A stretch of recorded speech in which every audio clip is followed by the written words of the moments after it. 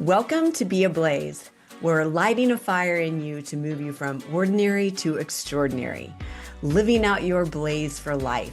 I am your host, Polly Hamp. Let's be ablaze. Have you been working on your healing a lot and you are spending so much time on reading, learning, going to counseling, navigating, getting different information, and just working on your healing? I want to talk about something that I think is really important today.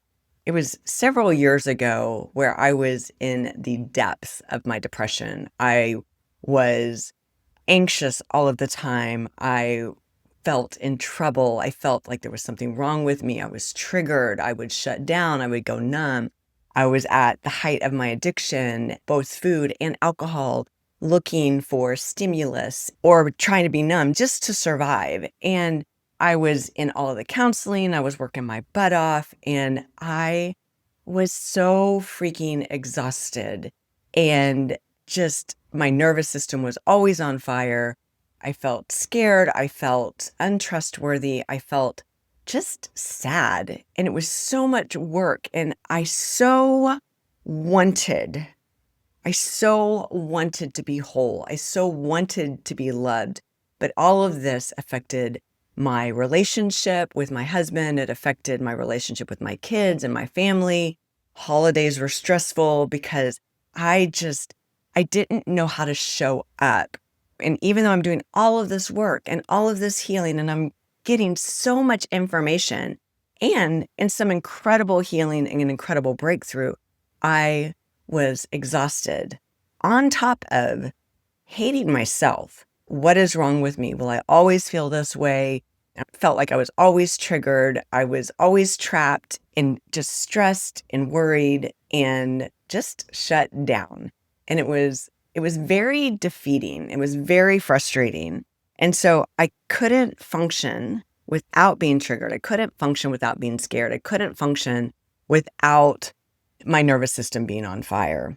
And I had this moment. I'd been doing all this work. I was doing this EMDR. I had an incredible counselor who cared very well for me, who I trusted with my story. I trusted with my process. And I don't know if you've ever done EMDR, but it is hard work. If you have PTSD, trauma, all of that kind of stuff, when you do EMDR, you process the stories, you process what you experienced that created the trauma, the PTSD, all of that. And so it's hard work and it's exhaustive work. And I had this moment of, wow, I am working my butt off. But the way that I'm working my butt off is through the lens of trauma, is through the lens of this needing to get it right, this needing to not be wrong, this desire to really get it right. And from that place, it actually created more trauma on top of the past trauma that I was working on. And so I had this moment of, what if I paused? What if I took a break? What if I paused my healing? What if I paused all of the work and sat in the accomplishments, sat in the places of all the hard work that I did, but give myself permission to rest? Give myself permission to pause the healing work, to celebrate the things that I had already done.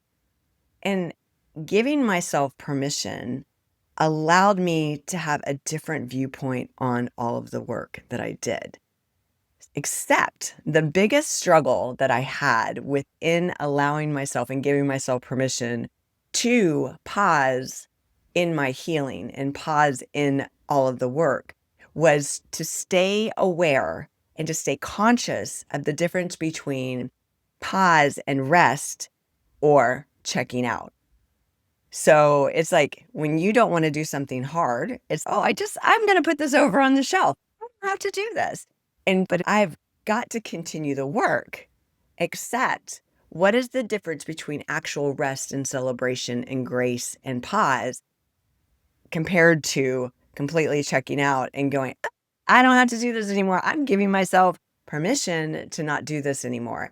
And so it was really staying awake within that time of going, I am still going to be consciously aware as I give myself permission to pause. And so I learned to stay connected with myself and connected to my goals, even during my break. Even when I would take time, I would still work on communication. I would still work on staying connected to myself, giving myself grace, paying attention to my internal dialogues and the thoughts. And from that, literally everything changed. Because I gave myself permission to rest, because I gave myself permission to pause in the healing, it transformed my experience of myself and the experience of all of the work that I was doing. So think about this. You're a marathoner.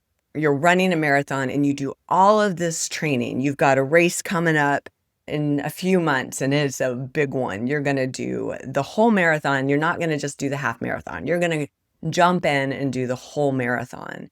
And you're training and you're working with people, you're eating clean, you're carbing up, you're doing all of the things that you're told. You're making sure you get all of your electrolytes, you're working on your mindset, you're working on your pace, you're working on your stride, you're working on all of these things and working really hard. And then you get to run the marathon. It's like you get to that date and you run the marathon. And what do you do the next day? You don't get back out on the pavement. You don't get back out on the street and start running. You rest. You have to rest your body because if you don't, your body will collapse. Your body will shut down. And it's so important in our own healing, in our own work that we're doing, that we don't shut down. We stay connected to our goals. We stay connected to the desires and what we're doing, like a marathon. And we give ourselves pauses and rests.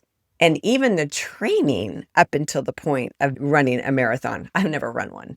So I'm acting like I know. But I know that in the training, you still have to rest. You can't train and run every single day and expect your body to show up in optimal expression on marathon day. It is built into your workouts and built into your training that you pause. So why wouldn't we give ourselves that same treatment? Why would we not look at this beautiful goal and say, hey, I have noticed that I feel anxiety when I have certain conversations, or I've noticed that I get triggered or I shut down, or this has been a pattern in my life for a very long time, and I no longer want to live in an anxious state. I no longer want to live with panic attacks. I no longer want to live with the fear of always being scared or in trouble or what's wrong with me. I don't want to live that way. And so you set off with this desire of what you don't want, which is really important because you're like, okay, this is what I've experienced and I don't want this anymore. So then you set this goal. What do I want? What does life look like without anxiety? What does life look like without panic attacks? What does life look like, feel expressed if I can have a conversation with a person and not be triggered or scared that I'm in trouble? And that doesn't mean they might not do something that has me respond in anger or frustration or disappointment. However, what does life look like to live free, healed, whole, connected, loved, trustworthy of yourself? And so you set that goal and you start doing the work, because you're not just doing the work because you no longer want to be uncomfortable. Because I will tell you, the work is uncomfortable. It is uncomfortable. And the thing about this work is that if you don't do the work, you always stay uncomfortable.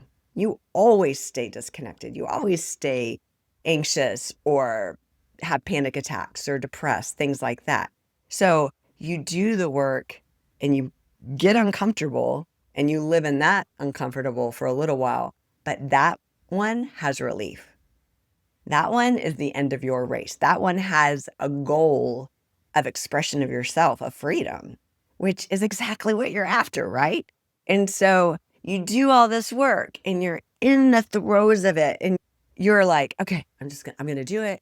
I'm going to stay consciously aware. I'm going to stay connected to myself. I'm going to pay attention to my internal dialogues and I'm going to work, work, work, work, work, work, work.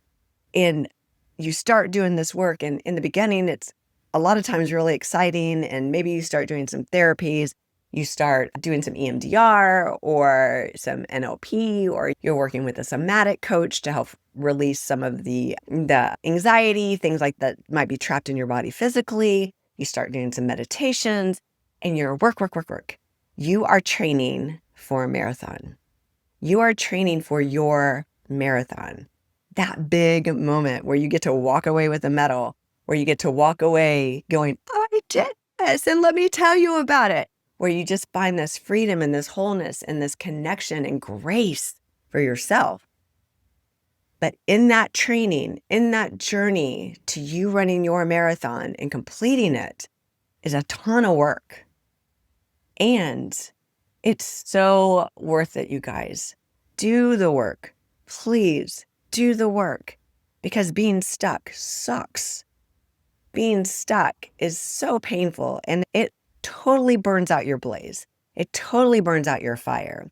And in this process and in this desire of the goal that you set for yourself, I will tell you, the work you're going to do, you may have this goal out here for yourself, right? It's, I want to be whole. I want to be loved. My relationships are going to be amazing. I'm going to have this incredible experience, all of this kind of stuff. And so you have this picture of what it looks like. And please have that picture. It's like a marathoner having a picture of what it looks like to run through the finish line. But they don't maybe have that experience of what it actually feels like to run through it.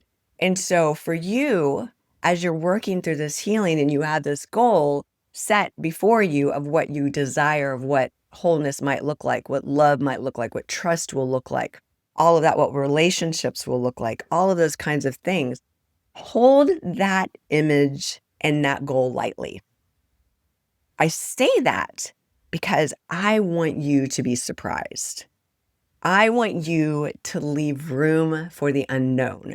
I want you to leave room to be delightfully blown away and surprised at the outcome, because you can't even imagine what it's like. Like, you can have a picture, and I want you to have one because I believe it's really important. Like, marathoners and all the people that do that, like, they picture themselves completing and winning, or just even completing, right? It's, oh, I completed it, I did it. And so I want that for you. But again, hold it lightly, because whatever you picture is only half of what you're going to experience in the work that you do that brings you healing. And in this process and in this journey of healing, whether you have been on it for 20 years, or I believe healing comes in stages. I've done multiple stages of healing. And this last effort that I navigated, that was my lowest of lows, was devastating and, quite frankly, disappointing, because I didn't understand why I was being so thrown back into triggers and pain. And I think what had happened is I had learned to cope and manage disconnected, dissociated, all of that. I learned how to manage it in a way that kept my triggers and anxiety and depression at bay. And I covered it up, and it came out like a blazing fire, and an uncontrollable blazing fire, not the kind of blaze that we want to be. And however, this blaze, when it lit a fire in me, it's like, I have a choice to step into this and heal, or I can just shut down and disappear for the rest of my life. And it was a battle. we'll do an episode kind of talking about the battle between just living and wanting to be alive and the matter of life and death. And we'll take some time to unpack that a bit. But it's devastating when you meet face to face to yourself and go, am I capable? Am I willing? Am I able to actually heal because of the damage, because of the belief systems, because of the distorted, painful nervous system that is on constant fire and living in survival? Am I actually able to live free, whole, alive? And I would say yes. So wherever you are in your healing journey, it is a yes. So anytime that question comes in your mind, it is a yes. You can and will heal. And again, there are layers and levels of healing, and you are right where you need to be. And so I want to come back though to the permission, to give you permission to pause. You have been running your butt off. You've been working hard. You've been navigating all of these different levels of healing, listening, maybe reading some books, maybe doing counseling, all of that kind of stuff. And you're working your freaking butt off. And I want you to intentionally give yourself permission to pause. And in that pause, make a plan when you're going to go back. And the pause is all about rest. It's all about trusting you. And it's also allowing yourself to absorb the things that you've done. You've been consciously aware, be consciously aware of the progress you have made. What have you done? Like I stayed connected in a really stressful family situation, or where I normally have a panic attack or an anxiety attack. I actually paused, connected to myself, and I didn't have an anxiety attack. Or I did, but it wasn't as bad as it had been in the past. And I learned a lot about myself. And so giving yourself permission to pause the hard work in the healing isn't giving yourself permission to check out. There is a difference. It's permission to rest, permission to celebrate, permission to maybe even take an account of the amazing things you've done and are doing. It's permission to still stay connected to yourself and trust yourself in the process. It's permission, though, to settle, to pause. If you are a hot bath person, or you love to swim, or you love to get massages, or whatever relaxing thing you like to do, think of that, but for your nervous system. That's what you're doing. You're giving yourself permission to rest. It's not permission to check out. It's not permission to go back to old ways. It's not permission to just shut down and throw everything to the wind. It is you pausing right where you are in your healing journey. Observe yourself, observe your accomplishments, celebrate them, give yourself yeah, I just did a half marathon or a 5K, wherever you're at. I did that, and I'm going to rest my body now. And I'm going to nurture my body, and I'm going to care well for it from a place of connection, not from a place of disappointment, distrust, all of that. And then you go back. Make a plan. I'm going to give myself this much time to pause. And some of you might be asking, how long do I pause? How long do I give myself? So I would experiment with it. Just say you've been doing all this work, yeah, I have permission to pause, and I'm going to give myself 3 months to rest. I don't know about that. I'm not sure how that would work.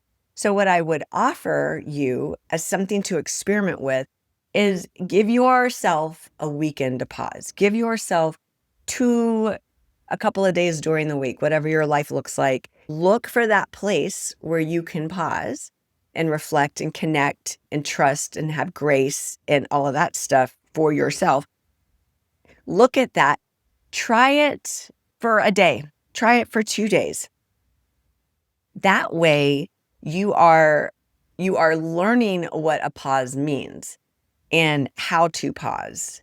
And so it's an experiment of going, okay, so I've got counseling, EMDR counseling every single week. I'm journaling every single day. I'm doing this, I'm doing that. I have all of these things that are going on. I'm reading this book and I'm going to pause. And so give yourself a day or two and experiment with it to pause and stay connected to yourself in that pause. If you go longer than that, or you notice yourself checking out, going numb, I don't want to go back, all of that kind of stuff, then maybe shorten the time and give yourself little increments of pauses. That way you have authority and you're making a choice over your pause. And I will tell you that this is actually part of your healing. This is part of your wholeness. The pause and the rest is mandatory in your healing journey. Because if you don't, you are going to burn out. And I think trauma can be compounded on top of trauma because of burnout. And you want to be able to look back at your journey and celebrate it, and look back at your story and go, man, I took really good care of myself in this process. I allowed myself to pause, take care of my body, allow my nervous system to catch up, celebrate, rest, and then get back into it. A marathoner has a plan to run a marathon and run through that finish line. And they need to take a rest during their training because there might be injury that knocks them out. If a trauma trigger and an anxiety attack might be equal to an injury that knocks you out for a longer time because you didn't pause, you didn't rest, then your body's going to do it for you. And so you don't want to have injury. You don't want to have harm done to you and trauma upon trauma. What you want is this beautiful experience in your healing journey, even in the pain, even in the frustration, even in the ups and downs and all of that, and the walls that you hit and all of those kinds of things, where you give yourself grace, love, acceptance, and that ripple effect heals your nervous system at a whole nother level that you can't even imagine. You can't even fathom what the outcome is going to be because you took care of yourself and paused and rest in the process. So, my little fiery blazes, I want you to take that and look at your journey and allow yourself permission to pause and make a plan, experiment, have fun, enjoy yourself, celebrating yourself of all the things that you have done and are doing, and then hit play, go back in, and continue to move forward in your healing journey. Make a plan to pause again before you burn out. Make a plan to pause again, and then do the same thing and keep doing that in your healing journey and make it a part of your process. I would love to hear how it goes. I would love to hear what the experience is like for you when you pause for the first time and take a rest and take care of yourself. I would love to hear if you've already done that. What are some of the things that you do in your pause when you take a pause and a break from your healing journey? So I love you guys. I hope you have a fantastic day, week, all of the things. Be sure to share, download, do all the things. And I look forward to seeing you. Remember, a new podcast drops every single Monday. And I hope you guys have fun with permission to pause. Love y'all. Bye.